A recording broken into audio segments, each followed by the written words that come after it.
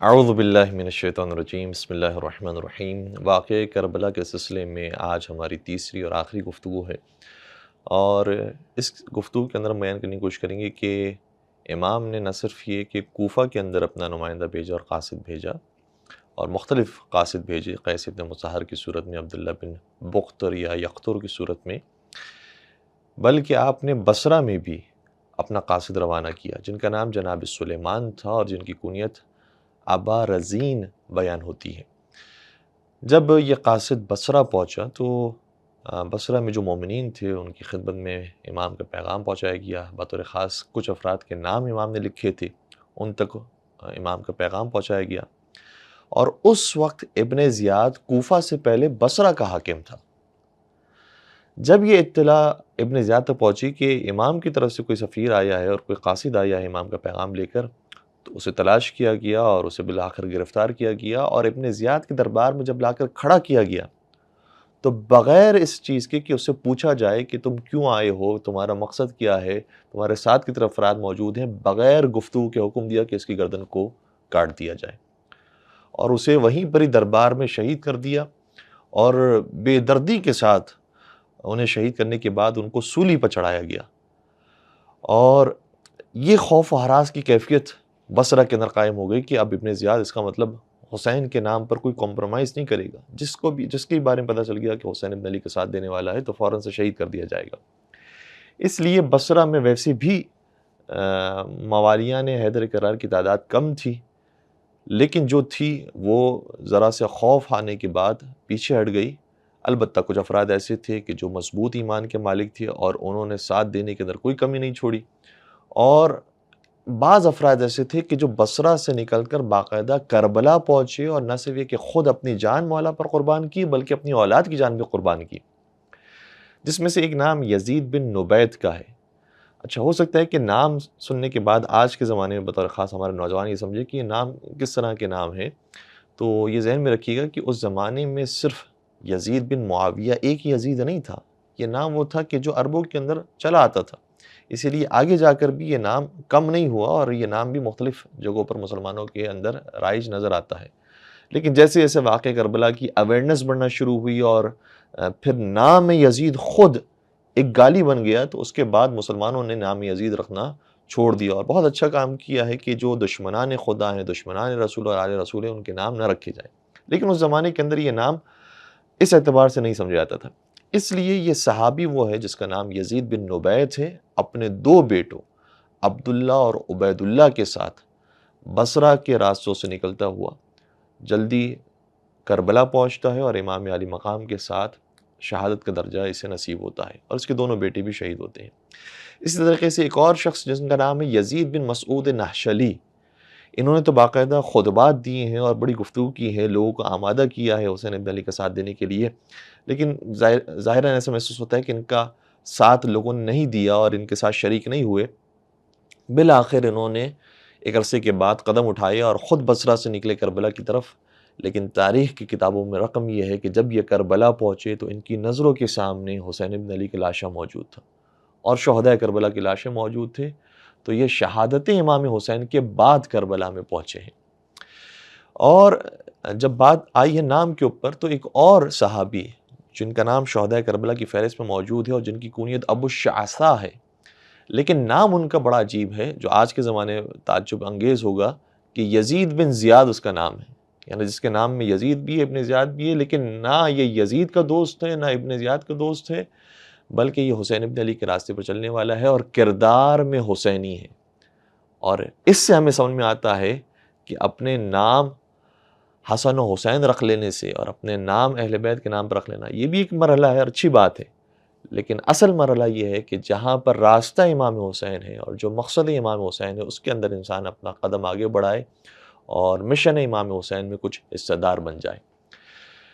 تو بصرہ کے اندر حاکم بصرہ نے، ابن زیاد نے یہ سخت گیری کی، اور اس سخت گیری کی اطلاع یزید کو بھی موجود تھی، اس لیے یزید نے حاکم بصرہ بنانے کے علاوہ ابن زیاد کو حاکم کوفہ بھی بنایا۔ جب بصرہ سے ابن زیاد نکلا ہے تو اپنے ہی بھائی عثمان بن زیاد بن ابی کو بصرے کے اندر اپنا جانشین بنایا اور خود کوفہ کی طرف روانہ ہوا۔ بصرہ کے اندر بھی اس نے بہت دھمکی آمیز گفتگو کی تھی، اور کوفہ پہنچتے ہی اس نے ایسے خطبات دیے ہیں کہ کوفے کے لوگ لرز گئے۔ اور یہ صرف باتوں کی حد تک نہیں تھا، بلکہ اس کے خطبات کے اندر جملوں میں سے ایک جملہ یہ آتا ہے کہ لوگوں کو دھمکیوں پر یقین نہیں آتا، عمل پر یقین آتا ہے،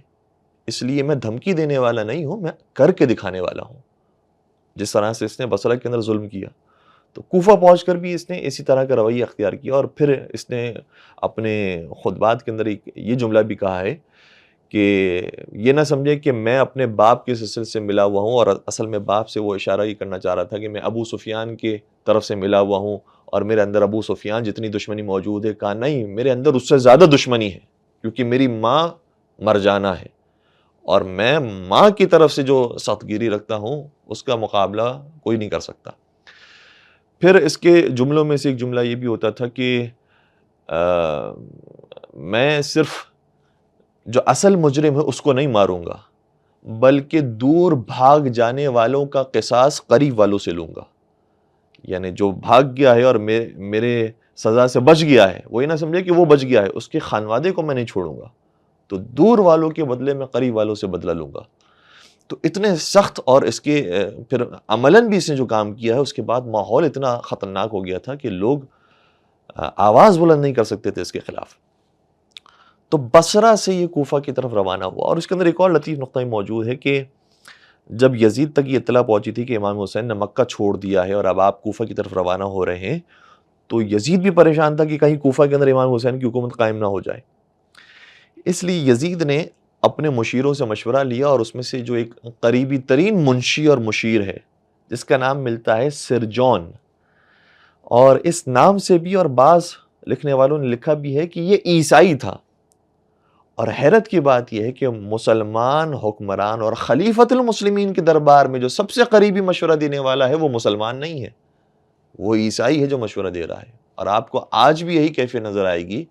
کہ آج بھی بہت سارے مسلمان ممالک اور عرب ممالک ہیں، اس کے اندر جو ان کے قریبی ایڈوائزر ہیں، وہ کوئی مسلمان اور پاک اور دیندار افراد نہیں ہیں، بلکہ یہی یہودی اور عیسائی ہیں کہ جو ان کو مشورے دے رہے ہوتے ہیں اور ان کی پالیسیز کے مطابق عمل ہو رہا ہوتا ہے۔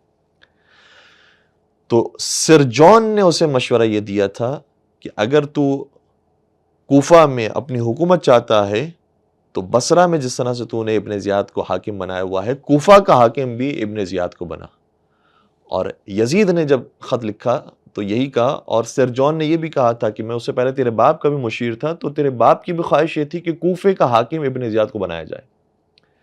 اس لیے یزید نے خط میں لکھا کہ میری اور میرے باپ کی خواہش یہ تھی کہ تجھے کوفے کی بھی حکمرانی سپرد کی جائے، کیونکہ تو ہمارا بڑا تابعدار اور بڑا فرما بردار ہے، اور جو ہم چاہتے ہیں ویسے تو کر کے دکھاتا ہے، اس لیے ہم چاہتے ہیں کہ یہ چیلنج بھی تجھے دیں اور تجھے کوفہ کی طرف نامزد کریں اور کوفے کا حاکم قرار دیں۔ تو ابن زیاد اب 500 افراد کے ساتھ بصرہ سے کوفہ کی طرف روانہ ہوتا ہے، اور راستے میں کچھ لوگ جن کو معلوم ہوتا ہے کہ امام حسین کے مقابلے پر اصل میں جا رہا ہے، تو بعض لوگ بہانہ بنا کر رک جاتے ہیں، بعض حقیقی معنوں میں خستہ ہو جاتے ہیں، بیمار ہو جاتے ہیں، تھک جاتے ہیں، اور اتنی تیز رفتاری سے جس رفتار سے بصرہ سے کوفہ ابن زیاد پہنچا ہے، نہیں پہنچ پاتے، تو ابن زیاد ان کو چھوڑتا ہوا کوفہ میں داخل ہوتا ہے۔ رات کا وقت ہوتا ہے، لوگ یہ سمجھتے ہیں جس لباس کے اندر آیا ہے کہ جیسے امام حسین کی تشریف آوری ہو رہی ہے، اور اس طرح سے پروٹوکول ملتا ہے، لیکن گویا ابن زیاد کوفہ ہی پہنچ کر پہلا اپنا کام کرنا شروع کر دیا کہ ان لوگوں کو شناسائی کرنا شروع کی کہ جو حسین کے منتظر ہیں، اور ان کو پہچاننا شروع کیا کہ اچھا یہ امام حسین کا انتظار کر رہے ہیں، یہ امام حسین کا ساتھ دینے والے ہیں۔ اور کوئی کلام نہیں کیا اس نے رات کے وقت، یہاں تک کہ یہ دارالامارہ میں پہنچا تو نعمان بن بشیر جو پہلے حاکم تھا، وہ بھی یہ سمجھا کہ حسین آ گئے اور میرے دارالامارہ تک پہنچ گئے، لیکن جب اس نے دروازہ بند رکھا تو کسی ذریعے سے بات پہنچائی گئی کہ بھائی حسین ابن علی نے، میں ابن زیاد ہوں کہ جو تیرے پاس آیا ہوں، اور یہ یزید کا خط لے کر آیا ہوں کہ تجھے معزول کر دیا گیا ہے اور مجھے تیری بجائے منسوب کیا گیا ہے۔ ابن زیاد جب کوفہ پہنچا ہے تو روایتیں ایگزیکٹلی تو ہمیں نہیں بتاتی، لیکن ایک احتمال یہ ملتا ہے کہ شاید پہلی ذی الحجہ سے لے کر 5 ذی الحجہ کے درمیان کی کوئی تاریخ ہوگی کہ جب ابن زیاد کوفہ میں داخل ہوا، اور ایک ہی ہفتے کے بعد حضرت مسلم بن عقیل کی شہادت ہے. یعنی کتنا تیزی سے اس نے کام انجام دیا ہے اور اس کام کے اندر اس کی مہارت کتنی زیادہ ہے. البتہ لوگ یہ بھی نہ سمجھے کہ وہ اس کا مطلب بڑا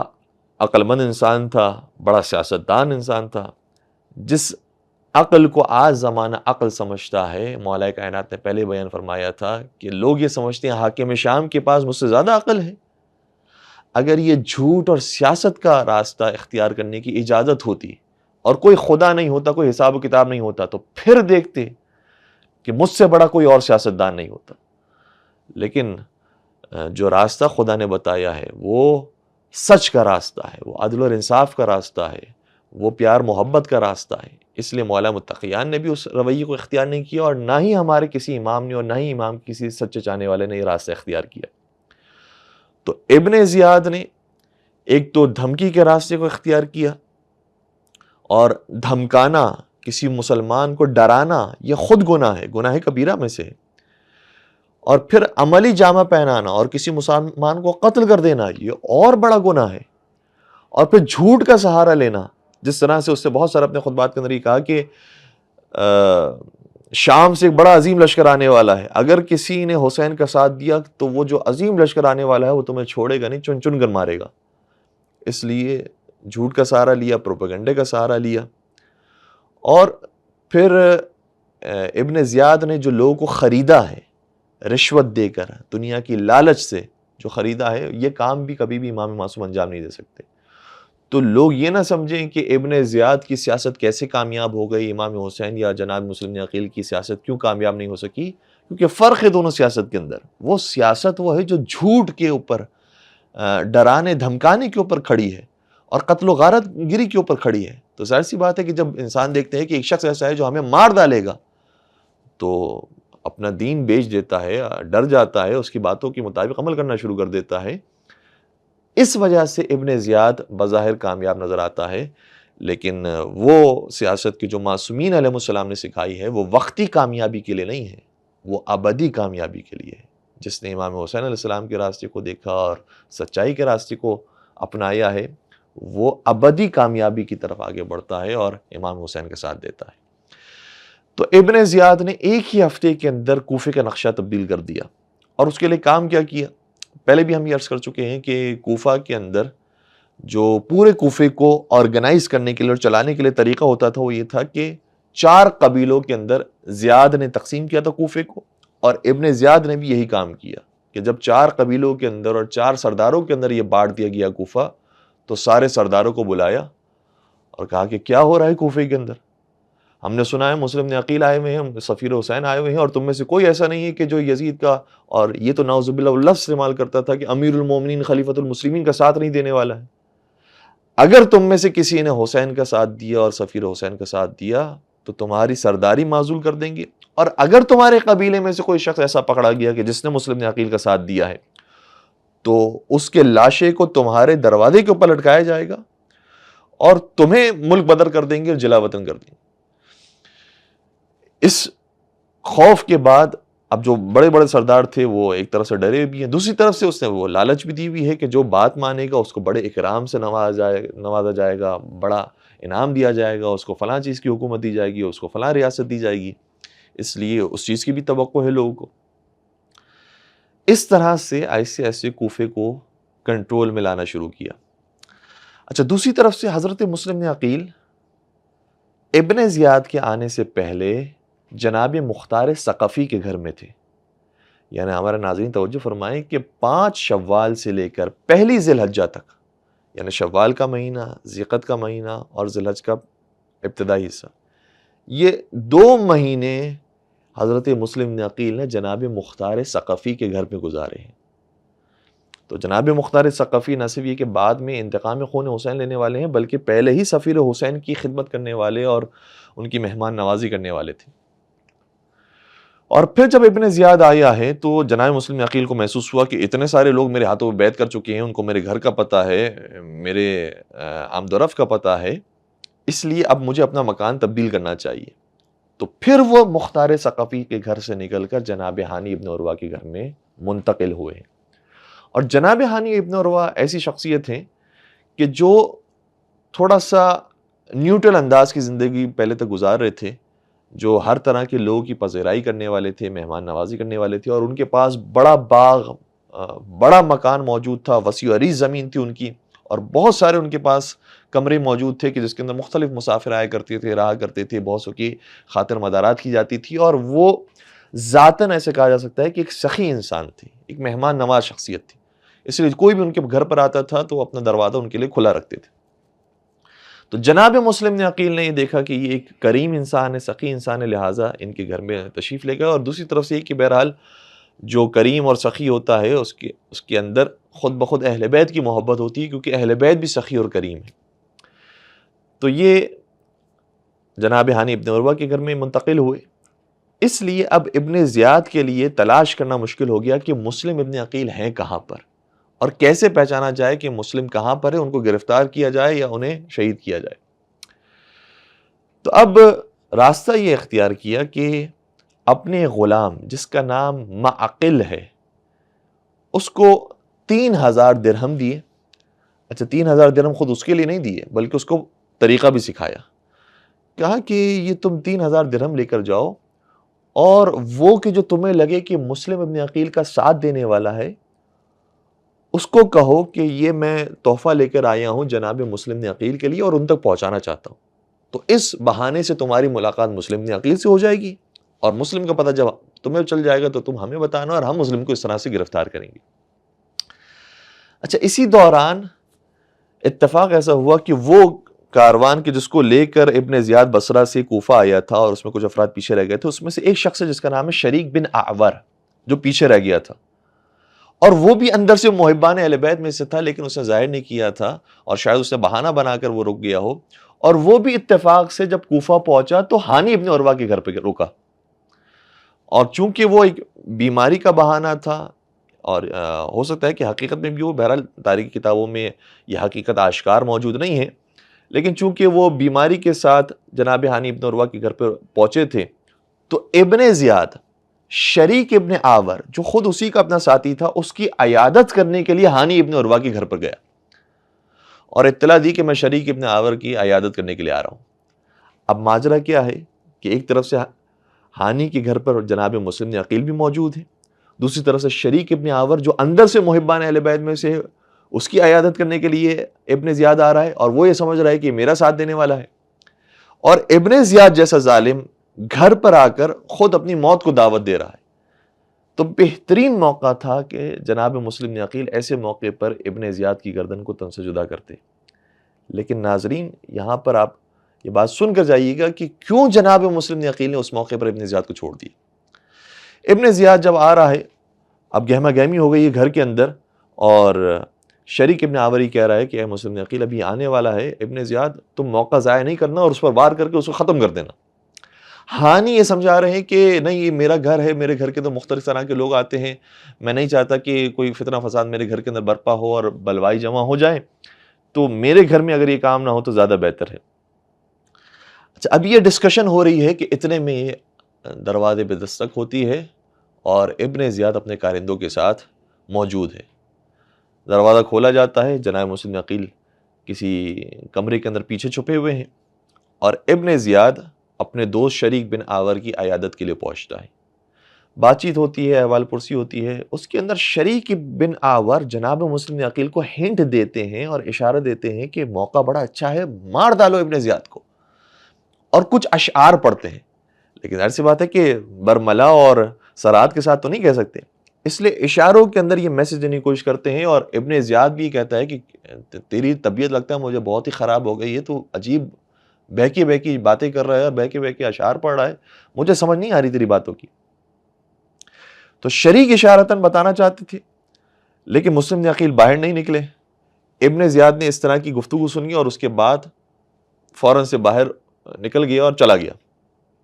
جیسے ابن زیاد گیا تو شریک ابن آور نے آواز دی مسلم بن عقیل کو کہ میں آپ کو کب سے اشارے دے رہا ہوں کہ آ کر حملہ کریں، ابن زیاد کے مارنے کا بڑا بہترین موقع تھا، کیوں ایسا موقع آپ نے ضائع کیا؟ اس موقع پر جناب مسلم بن عقیل کا جواب سننے کے قابل ہے، کہا کہ دو وجوہات ایسی تھیں جس نے میرا ہاتھ روک دیا، ورنہ مجھے معلوم ہے کہ ابن زیاد سے بڑا کوئی ظالم نہیں ہے، دشمن اہل بیت نہیں ہے، اور دو وجوہات کیسی ہیں؟ شاید ہمارے بچے سمجھیں گے کہ وجوہات میں ہو سکتا ہے انہوں نے کہا کہ اگر میں ماروں گا تو وہاں سے کوئی اور وار نہ کر دے، کہیں ایسا نہ ہو کہ جنگ بڑھ جائے، ہو سکتا ہے کہ میرا وار خطا چلا جائے، ہو سکتا ہے مشکلات کھڑی ہو جائیں۔ کوئی ایسی بات جناب مسلم نے کی۔ جناب مسلم نے جو دو وجوہات بیان کی اس میں سے پہلی وجہ یہ تھی کہ جب ہم یہ گفتگو کر رہے تھے تو ہانی نہیں چاہتے تھے کہ ان کے گھر میں یہ واقع پیش آئے، اور نہیں چاہتے تھے کہ ان کے گھر میں آنے والے کسی شخص کو مارا جائے۔ تو جب اصل مالک اجازت نہیں دے رہا کہ اس کے گھر کے اندر یہ کام ہو، تو چاہے کام کتنا ہی معتبر اور کتنا ہی اچھا کام کیوں نہ ہو، میں جس گھر کے اندر رکا ہوں اس کا مالک اجازت نہیں دے رہا۔ یہ بالکل ایسے ہی ہے کہ اگر ہم نماز کے وقت میں کسی کے گھر میں پہنچیں اور فرض کریں کہ وہ کافر ہے یا کوئی بھی اس کے ساتھ مسئلہ ہے، اور وہ کہتا ہے کہ میرے گھر میں تمہیں پریئر کرنے کی اجازت نہیں ہے، میرے گھر کے اندر تمہیں نماز پڑھنے کی اجازت نہیں ہے، تو ہم غصبی جگہ پر جا کے نماز نہیں پڑھ سکتے ہیں۔ پھر ایسی جگہ پر جانا پڑے گا کہ جہاں پر نماز پڑھنا جائز ہو۔ شاید اس طرح لوگ یہ کہیں کہ یہ تو خشک مقدس والی باتیں ہیں، اصل تو ہمیں مشن کو دیکھنا چاہیے، مقصد کو دیکھنا چاہیے، یہ حلال و حرام ان موقعوں پر کہاں دیکھا جاتا ہے۔ لیکن جناب مسلم ابن عقیل نے بتایا ہے کہ جتنے ہم شجاع اور بہادر ہیں، اور جتنے پاک دل رکھنے والے ہیں، اور جتنے امام حسین کے معتمد ہیں، شاید اس کی وجہ یہی ہو کہ ہم حلال و حرام کی پابندی کرنے والے ہیں۔ اس لیے جب اصل مالک راضی نہیں ہے 100%، تو میں یہ قدم نہیں اٹھا سکتا تھا۔ اور دوسری وجہ یہ ہے کہ رسول خدا کی مجھے حدیث نے بھی روک لیا کہ اگر کوئی تمہارے گھر میں مہمان بن کر آتا ہے تو وہ تمہاری پناہ میں ہوتا ہے، چاہے وہ ظالم ہے۔ ابھی وہ مہمان بن کر آیا ہے، تمہارے گھر میں آیا ہے، وہ کوئی لڑنے کے لیے نہیں آیا ہے، وہ کسی اور مقصد کے لیے آیا ہے۔ اس لیے مہمان پر غافل گیرانہ انداز میں حملہ کرنا یا ٹیررزم والا حملہ کرنا اور دہشت گردی کرنا وہ جائز نہیں ہے۔ اس لیے میں دہشت گردی نہیں کرنا چاہتا تھا۔ تو وہ اور ہوتے ہیں جو دہشت گردیاں پھیلاتے ہیں، وہ اور ہوتے ہیں کہ جو کسی کے یہاں پر گھس کر، چاہے ان کے عقیدے کے مطابق کوئی غلط بھی ہو، کسی اور کی ملکیت میں گھس کر مارتے ہیں۔ لیکن جناب مسلم عقیل نے یہ راستہ اختیار نہیں کیا، اور پھر بعد میں چاہے ابن زیاد کے جتنے مظالم ہیں اور اس سے پہلے کے جتنے مظالم ہیں، لیکن جناب مسلم نے بتایا یہ راستہ ہمارا راستہ ہے کہ جہاں پر حلال و حرام کے معاملے میں کوئی کمپرومائز نہیں ہوتا۔ ہم خدا کی بندگی کرتے کرتے مر سکتے ہیں، لیکن کسی کو ناحق مار نہیں سکتے۔ ابن زیاد جب چلا گیا تو اسے لوگوں نے آ کر بہرحال اطلاع دی کہ یہ اس طرح کا شاید ارادہ رکھتے تھے، اور وہ جو اشعار آپ کو سنا رہے تھے شاید اس کے اندر کوئی اور مقصد موجود تھا، لیکن بہرحال کنفرم نہیں تھی یہ چیز۔ اور جو اس نے اپنے غلام معقل کو تیار کیا ہوا تھا اس کو بھی روانہ کیا۔ معقل کے لیے پریشانی یہ تھی کہ کیسے پہچانے کہ کون مسلم عقیل کا ساتھ دینے والا ہے، تو پھر اس کے ذریعے جناب مسلم تک پہنچا جائے۔ معقل یہ کہتا ہے کہ میں مسجد کوفہ میں گیا اور وہاں پر بہت سارے لوگوں کو آتے جاتے دیکھا، نمازیں پڑھتے ہوئے دیکھا، تو ایک شخص ایسا تھا جو مجھے لگا کہ شاید یہ مسلم عقیل کا دوست معلوم ہوتا ہے، اور جب قریب گیا تو اسے بات کرتے کرتے کہا کہ میں شام سے آیا ہوں اور کچھ رقم لے کر آیا ہوں، اور چاہتا ہوں کہ اپنے مولا اور آقا کی خدمت میں پیش کروں۔ تو جو شخص موجود تھا اس نے کہا کہ کون ہے تیرا مولا اور آقا؟ کہا کہ وہی کہ جو حسین کا نمائندہ ہے اور یہاں پر آیا ہے۔ تو کہا کہ تو نے کیسے پہچانا کہ میں حسین کے نمائندے کو جانتا ہوں؟ تو جواب سنیے گا، کہتا ہے کہ اس لیے میں نے تجھے پہچان لیا کیونکہ پوری مسجد میں تجھ جیسی خلوص کے ساتھ نماز پڑھنے والا اور کوئی نہیں تھا۔ تو جتنے انہماک کے ساتھ، اتنی طولانی اور کثرت کے ساتھ تو نمازیں پڑھ رہا اور سجدے کر رہا ہے، یہ کام شیعان علی ہی کر سکتے ہیں، اس لیے میں فوراً تجھے پہچان گیا کہ تو علی کا موالی معلوم ہوتا ہے۔ تو کہا کہ ہاں میرا نام مسلم ابن اوسجہ ہے، اور میں جناب مسلم عقیل کو جانتا ہوں، ان کی جگہ کو بھی جانتا ہوں، اور میں آپ کا سلام بھی پہنچاؤں گا جناب مسلم عقیل تک، لیکن میں ان کی اجازت کے بغیر آپ کو ملنے کی اجازت نہیں دے سکتا، مجھے وقت دیجیے، میں کل انشاءاللہ آپ کی ملاقات کرواؤں گا۔ اور معقل یہ جو اپنی داستان سنا رہا ہے وہ رو رو کر سنا رہا ہے کہ میں شام میں بڑی مشکلات سے اور بڑی تکلیفیں سہنے کے بعد محبت اہل بیت کو بچا کر یہ امانت آپ تک پہنچانے کے لیے آیا ہوں، اور میری خوش نصیبی کہ اب میری ملاقات ہونے والی ہے سفیر حسین سے۔ تو جناب مسلم نے اوسجہ کو یقین بھی آ گیا۔ اگلا دن آیا، جناب مسلم نے عقیل سے بھی ظاہر اجازت مل گئی، اس لیے اگلے دن معقل کو جناب مسلم عقیل کی زیارت اور ملاقات کروانے کے لیے لے جایا گیا۔ جب مسلم نے اوسجہ لے کر گئے تو کچھ مراحل تھے، ان مراحل کے اندر کچھ افراد کو اس نے دیکھا، اس میں ابو ثمامہ سیداوی بھی ہیں، پھر آگے ملاقاتوں کے اندر حبیب ابن مظاہر کو دیکھا، تو معقل پہچانتا جا رہا ہے کہ مسلم کے اطراف میں کون کون سے لوگ موجود ہیں، یہاں تک کہ معقل کی ملاقات حضرت مسلم نے عقیل کے ساتھ ہو گئی، اور اتنا یہ ڈرامہ باز انسان ہے اور اتنا چیٹر ہے یہ کہ ایسے جناب مسلم کے قدموں میں گر گیا اور اپنی ایسی داستان سنائی کہ سبھی کو ایسا محسوس ہوتا تھا کہ یہ ہمارا بڑا چاہنے والا، بڑا مولائی ہے اور اس کے اوپر بڑی تکلیفیں آئی ہیں جس کے بعد یہ یہاں تک پہنچا ہے۔ تو اس لیے ایک اعتماد کی فضا قائم ہو گئی، اور معقل نے کہا کہ میں شام سے آیا ہوں، لہٰذا میرا کوئی گھر بار بھی نہیں ہے، مجھے کوئی جانتا بھی نہیں ہے، تو کیا میں روزانہ آپ سے ملاقات کے لیے آ سکتا ہوں؟ تو وہ اجازت بھی اس نے لے لی۔ اب اگلا دن آیا، صبح سویرے، ابھی کوئی اور داخل نہیں ہوا، معقل اس موقع پر بھی موجود ہے اور پہنچ گیا جناب مسلم نے عقیل کی دستبوسی کرنے کے لیے، اور اس کے بعد جو مہمان آ رہے ہیں ملنے کے لیے، جو ان سے ملاقات کرنے کے لیے آ رہے ہیں، یہ سب کو پہچانتا جا رہا ہے اور دیکھتا جا رہا ہے کہ کون مسلم نے عقیل کے ساتھ ہے۔ 2-3 دن ایسا ہوا اور یہ راتوں میں جاتا تھا، یعنی سب سے پہلے صبح کے وقت پہنچ جاتا تھا حضرت مسلم نے عقیل کی زیارت کرنے کے لیے، ملاقات کے لیے، پورا دن بیٹھا رہتا تھا، اور رات میں جب آخری مہمان اٹھ کر چلا جاتا تھا تو اس کے بعد یہ اٹھ کر جاتا تھا اور کہتا تھا کہ بس اب میں جا رہا ہوں کسی جگہ پر گوشے کناری میں سونے کے لیے۔ لیکن یہ کہاں جاتا تھا؟ یہ جاتا تھا ابن زیاد کے دربار میں، اور وہاں جا کے پوری رپورٹنگ کرتا تھا کہ کون آیا، کس نے ملاقات کی، کس نے کتنے پیسے دیے، اور کون کتنا قریبی ہے جناب مسلم عقیل کے۔ تو کچھ ہی دنوں کے اندر ابن زیاد کو پورا یقین ہو گیا کہ کون مسلم عقیل کے قریب ہے اور کون پناہ دینے والا ہے مسلم عقیل کو۔ اس لیے اگلے ہی دن، یعنی 2-3 دن گزرنے کے بعد پھر جب دن آیا تو اس میں اپنے درباریوں سے سوال کیا کہ میں ہانی ابن عروہ کو نہیں دیکھ رہا ہوں، وہ مجھ سے اب تک ملاقات کرنے کے لیے نہیں آئے۔ تو کسی نے کہا کہ وہ بیمار ہوں گے لہٰذا ملاقات کرنے کے لیے، کہا کہ نہیں، میں نے سنا ہے وہ بیمار تو تھے لیکن وہ ٹھیک ہو گئے ہیں،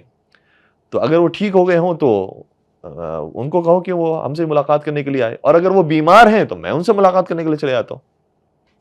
اب عام افراد کو اور درباریوں کو بھی نہیں پتا کہ ہو کیا رہا ہے، تو کچھ لوگ اس میں سے جناب ہانی کے پاس گئے اور کہا کہ ابن زیاد نے آپ کو یاد کیا ہے۔ تو ہانی نے کہا کہ آپ کو معلوم ہے کہ میری طبیعت ناساز ہے، میں اس طرح ملنے کے لیے تو نہیں آ سکتا۔ تو کہا کہ انہوں نے کہا اگر آپ کی طبیعت ناساز ہے تو ابن زیاد آپ سے ملاقات کرنے کے لیے آ جائے۔ تو کہا کہ چلیں، میری طبیعت اتنی بھی ناساز نہیں کہ وہ باقاعدہ آئیں میرے پاس، میں خود چل کے چلے جاتا ہوں ان کے پاس، لیکن کوئی اس کے اندر ہیلہ بازی تو اور 2 نمبری تو نہیں ہے کہ کہیں مجھے گرفتار تو نہیں کیا جائے گا۔ تو کہا کہ نہیں، آپ کے احوال پرسی کے لیے امیر نے یاد کیا ہے آپ کو۔ تو اس طرح سے جناب ہانی ابن زیاد کے دربار میں پہنچے، اور ابن زیاد نے پہلے تو اشاروں کے اندر بات کرنا شروع کی۔ پہلے کہا کہ ایک شعر سنایا جس کا مقصد یہ تھا کہ بعض لوگ ہماری موت کو چاہتے ہیں جبکہ ہم ان کی زندگی کو چاہتے ہیں۔ تو جب زندگی اور موت کی بات آئی تو ہانی ابن عروہ کے بھی کان کھڑے ہوئے اور سمجھ گئے کہ یہ لگتا ہے بات خطرناک ہوتی جا رہی ہے۔ ابن زیاد نے کہا کہ تم نے اپنے گھر میں تفرقہ پھیلانے والوں کو جگہ دی ہوئی ہے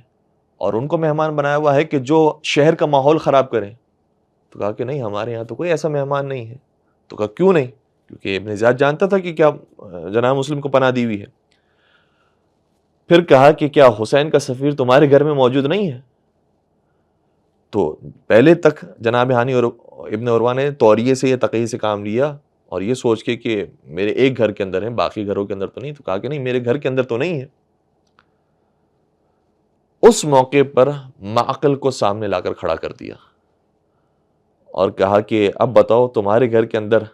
مسلم عقیل ہے یا نہیں ہے؟ تو معقل کو دیکھتے ہی ہانی ابن عروہ پہچان گئی، تو روزانہ آتا ہے ہمارے گھر میں اور یہ تو مسلم عقیل کے ساتھیوں میں سے تھا، یہ یہاں پر کیا کر رہا ہے؟ تو ابن زیاد نے کہا کہ یہ میرا آدمی تھا جس نے تمہاری پوری خبر ہم تک لا کر پہنچا دی ہے کہ تم نے مسلم عقیل کو پناہ دی ہوئی ہے، اور پھر اس نے جو الفاظ استعمال کیے کہ تم شر پھیلانا چاہتے ہو، فتنہ کرنا چاہتے ہو، جبکہ اتحاد موجود ہے اور سب نے بیعت کر لی یزید کے ہاتھ پہ، تم کیا چاہتے ہو؟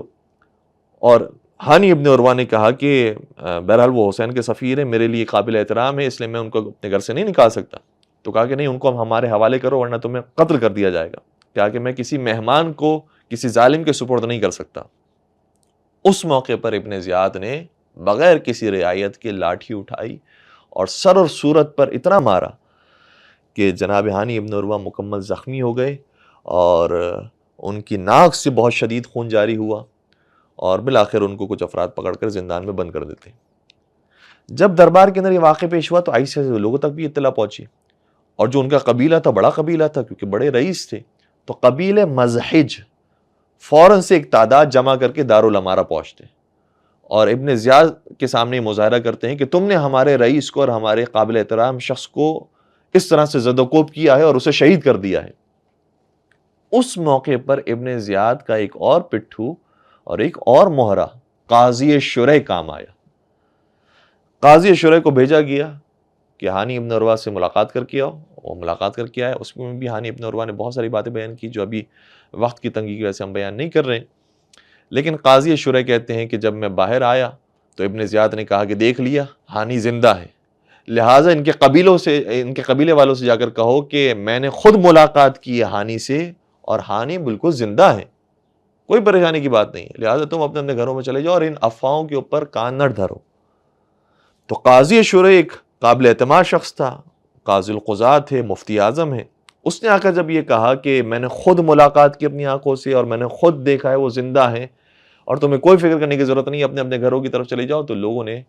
قاضی شریح کی بات کو مان لیا اور گھروں کی طرف روانہ ہو گئے۔ اس موقع پر جناب مسلم نے عقیل کو یقین ہو گیا کہ اگر ابھی قدم نہیں اٹھایا تو یہ ابن زیاد پورے شہر کے اندر وہ ماحول قائم کرے گا کہ پھر کوئی ساتھ دینے والا نہیں ہوگا۔ لہٰذا جناب مسلم نے عقیل نے 8 ذی الحجہ کو اعلان قیام کیا، اور چونکہ وہ 18,000 افراد جو پہلے تک بیعت کر چکے تھے وہ فی الفور اس موقع پر موجود نہیں تھے، روایات یہ کہتی ہیں کہ آپ نے 4,000 افراد کے ساتھ قیام کیا۔ 18,000 سب کے ساتھ موجود نہیں تھے، جناب مختار ثقفی کوفہ سے باہر موجود تھے اور بھی بہت سارے افراد کوفہ سے باہر گئے ہوئے تھے، تو 4,000 افراد کے ساتھ، بہرحال 4,000 افراد بھی بڑی تعداد تھی، اور دوسری طرف دارالامارہ کے اندر 250 افراد یا بعض کتابوں کے مطابق 50 سے 250 افراد یا 200 افراد موجود تھے۔ البتہ یہ افراد وہ تھے کہ جو سرداران قبیلہ تھے، جو ابن زیاد کے ہاتھوں میں تھے، اور ان سرداروں کی وجہ سے پورا قبیلہ ان کے ہاتھوں میں تھا، اس لیے دارالامارہ کے اندر یہ 50 سے 200 افراد ہیں اور باہر 4,000 افراد جناب مسلم عقیل کا ساتھ دینے والے ہیں۔ لیکن ہوا کیا کہ ان سرداروں کی وجہ سے، اور وہ راستہ کہ جو دارالامارہ کی پشت سے کھلتا تھا جس کا کسی کو اطلاع نہیں تھی، وہاں سے ان سرداروں کو روانہ کیا گیا اور کہا گیا کہ کوفے میں مختلف شاہراہوں پر جا کر یہ کہو کہ مسلم کا ساتھ دیا تو ابن زیاد زندہ نہیں چھوڑے گا، اور کچھ ہی دیر کے اندر لشکر شام آنے والا ہے، وہ تو ایک ایک کو چن کے مارے گا، اس لیے تمہیں کیا ضرورت ہے اپنی جان کو ہلکان کرو اور اپنی جان گھاٹے کے اندر ڈالو، بہتر یہ ہے کہ تم رک جاؤ، گھر میں بیٹھ جاؤ، مسلم کا ساتھ دینے والے اور بھی افراد موجود ہیں۔ اس طرح سے مختلف قبیلوں کے سردار آ کر اپنے اپنے قبیلوں میں جا کر جب یہ بات سمجھاتے ہیں اور بتاتے ہیں تو ہر ماں نے یہی کہا کہ بیٹا تمہیں جانے کی کیا ضرورت ہے، اتنے اور ساتھی ہیں، وہ ساتھ دے دیں گے، اگر خدا چاہے گا تو یہ کام ہو جائے گا۔ اور اس طرح سے اپنے بیٹوں کو بچاتے رہے، اپنے بھائیوں کو بچاتے رہے، اپنے شوہروں کو بچاتے رہی یہ خواتین، اور مسلم ابن عقیل کا ساتھ دینے والوں کی تعداد کم سے کم ہونے لگی، یہاں تک کہ جب رات میں جناب مسلم عقیل نے نماز مغرب ادا کی ہے تو صرف 30 افراد مسجد کوفہ میں آپ کا ساتھ دینے والے تھے، اور جب مسجد سے آپ نے باہر قدم اٹھایا ہے اور پھر آپ کا سفر اور آگے بڑھا ہے تو پھر آہستہ آہستہ وہ افراد بھی نہیں تھے اور تنہا مسلم ابن عقیل کوفہ میں رہ گئے۔ اور پھر رات میں جب آپ نے طوا کے گھر قیام کیا تو اسی کے بیٹے نے جاسوسی کی، اپنے دوستوں کو بتایا، اور یہ خبر ابن زیاد تک پہنچی، اور اگلے ہی دن ابن زیاد نے جناب مسلم عقیل کو گرفتار کیا اور گفتگو ہوئی ہے جناب مسلم عقیل کے ساتھ، وہ بھی سننے کے قابل ہے، صرف اس کے ایک دو حصے کو آپ کی خدمت بیان کر رہے ہیں کیونکہ یہ حصے کم بیان کیے جاتے ہیں، کہ جب گرفتار کر کے جناب مسلم عقیل کو لایا گیا اور بہت زخمی تھے جناب مسلم عقیل، ان کے لبھائے مبارک زخمی تھے، چہرے پر خون تھا اور سارا بدن لہو لہان تھا، لیکن پوری شجاعت کے ساتھ ابن زیاد کے سامنے کھڑے تھے۔ ابن زیاد نے دوبارہ سے یہ ڈائلاگ دہرایا کہ تو فتنہ پھیلانے کے لیے آیا ہے، تو تفرقہ پھیلانے کے لیے آیا ہے، تو مسلم عقیل نے اس موقع پر بھی کتنا خوبصورت جواب دیا، کہا کہ تفرقہ تو اور تیرے باپ نے پھیلایا تھا، انہوں نے خون کی ندیاں جاری کی تھی، ہم نے تو یہ کام نہیں کیا ہے، ہم تو عدل اور عدالت کی حکومت قائم کرنا چاہتے ہیں۔ تو جب عدل و عدالت کا نام آیا تو ابن زیاد نے اور کوئی جواب تو نہیں بنا، ایک تہمت لگا دی. کہا کہ اے مسلم، ہم نے سنا ہے کہ تم مدینے میں نعوذ باللہ نعوذ باللہ مست ہوا کرتے تھے، اور نعوذ باللہ خمر کو پیا کرتے تھے. تو استغفر اللہ کہہ کر جناب مسلم بن عقیل نے جواب دیا اور کہا کہ خدا کی قسم ان جھوٹی باتوں سے ہمارے لب دور ہیں. اور پھر فرمایا کہ جس شراب کی تو بات کرتا ہے، نہ صرف یہ کہ تو شراب پینے والا ہے، بلکہ تو اور تیرا باپ تو وہ ہے کہ جو مسلمانوں کا خون پینے والے. تو ہر جواب ایسا تھا کہ جو ابن زیاد کو اور جوش میں اور غصے میں لے کر آتا تھا. ابن زیاد نے غصے میں آ کر کہا کہ اے مسلم، کیا تو یہ سمجھتا ہے کہ ہم تجھے چھوڑ دیں گے؟ تجھے ہم اتنے بے دردی کے ساتھ قتل کریں گے کہ تاریخ اسلام میں کسی کو ایسا قتل نہیں کیا گیا ہو. اس کا بھی جواب مسلم بن عقیل نے دیا. کہا کہ یہ کوئی نئی بات نہیں ہے، تو اور تیرا باپ بدعتیں ایجاد کرنے میں ماہر ہے. تو اگر تو مجھے کوئی نئی طریقے سے اور بہت بے دردی کے ساتھ قتل کرے گا تو کوئی نئی بات نہیں، تو بدعتیں ایجاد کرنے میں ماہر ہے. پھر حکم دیا گیا کہ دارالامارہ پر لے جایا جائے. اور جناب مسلم بن عقیل جب جنگ کر رہے تھے تو اس دوران جن کے اوپر حملہ کیا، ان میں سے ایک شخص کو ابن زیاد نے کہا کہ اب تم لے کر جاؤ چھت پر اور جناب مسلم بن عقیل کو شہید کرو. دارالامارہ کی چھت پر جناب مسلم بن عقیل آئے اور اس شقی نے وار کیا. پہلا وار خطا کیا لگا، لیکن اس کے باوجود جناب مسلم بن عقیل شہید نہیں ہوئے. تو جناب مسلم نے کہا کہ دیکھ، میرے وار سے بھی تو مارا نہیں گیا تھا اور تیرے وار سے میں بھی مارا نہیں گیا ہوں، لیکن تو نے اپنے وار کا بدلہ لے لیا. اگر تو قصاص اسلامی شریعت کے مطابق چاہتا ہے تو تیرا قصاص تو ہو گیا ہے، اس لیے تو مجھے قتل نہیں کر سکتا. لیکن اس نے کہا کہ ابن زیاد مجھے چھوڑے گا نہیں، تجھے قتل کرنا میرے لیے ضروری ہے. اس لیے پھر دوسرا وار کیا جناب مسلم بن عقیل پر، اور حضرت مسلم بن عقیل کے سر کو تن سے جدا کیا گیا اور بدن مبارک کو دارالامارہ کی چھت سے پھینک دیا گیا. اور یہ اصل میں اس لیے کام کیا گیا تاکہ پورے شہر کوفہ کے اندر ایک وحشت کا ماحول بن جائے کہ جو یزید کے مقابلے میں کھڑا ہوگا اس کا حال اس طریقے سے کیا جائے گا. اور اسی دن پر جناب ہانی ابن عروہ کو بھی شہید کیا گیا، اور جناب مسلم اور جناب ہانی ابن عروہ کی لاشوں کو کوفہ کی گلیوں میں گھسیٹا گیا، اور پھر دارالامارہ کے سامنے ہی کسی مقام پر دونوں کی لاشوں کو لٹکایا گیا، اور دونوں کے سرہائے مبارک کو سر امام حسین علیہ السلام سے پہلے یزید کی طرف بھیجا گیا، اور یزید نے بھی تشکر کے طور پر ابن زیاد کو خط لکھا. یہ ساری باتیں ہمیں بتا رہی ہے کہ یزید اس کے اندر سر فہرست شخص ہے کہ جس کے حکم پر یہ سارا کام ہو رہا تھا. وہ نادان افراد جو یہ سمجھتے ہیں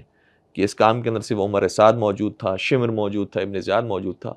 ان کے لیے ایک درس عبرت ہے. اور یہ پیغام ہے کہ یہ دیکھیں کہ جب جب ظلم کیا ابن زیاد نے، عمر سعد نے، تو پیغام پہنچایا یا سرہائے شہدائے کربلا کو پہنچایا تو دمشق میں یزید کے پاس پہنچایا، جس سے پتہ چلتا ہے کہ اصل جو قاتل اور ظالم تھا وہ یزید ابن معاویہ ابن ابی سفیان تھا. والسلام علیکم ورحمۃ اللہ وبرکاتہ.